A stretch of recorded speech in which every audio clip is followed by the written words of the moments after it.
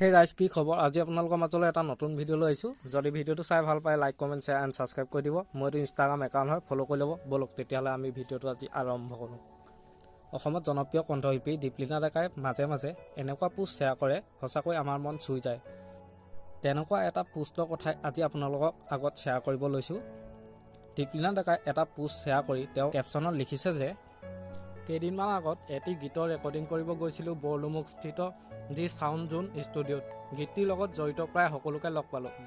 গীতিকা সুৰকাৰ সংগীত পৰিচালক মাথো শৰীৰ অসুস্থতাৰ বাবে গীতটিত মোৰ লগত সহযোগ কৰা কণ্ঠশিল্পীগৰাকী অনুপস্থিত আছিল গীতটিৰ কাম শেষ কৰি আমি আগবঢ়াব ওলাইছিলোঁ তেনেতে এদিন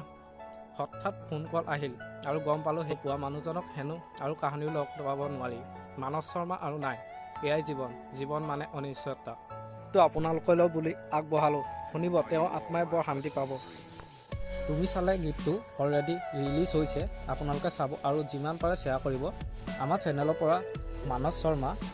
বিদেশী আত্মাৰ চিৰশান্তিৰ বাবে কামনা কৰিলোঁ গীতটোৰ লিংকটো ডেছক্ৰিপশ্যনত দিয়া আছে এবাৰ চাব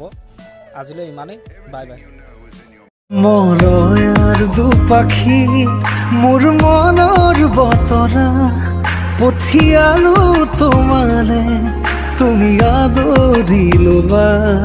পাৰো বতৰা কি যে বুকু ভৰা মোৰে মন বননিত তুলিলে ধুৰীয়া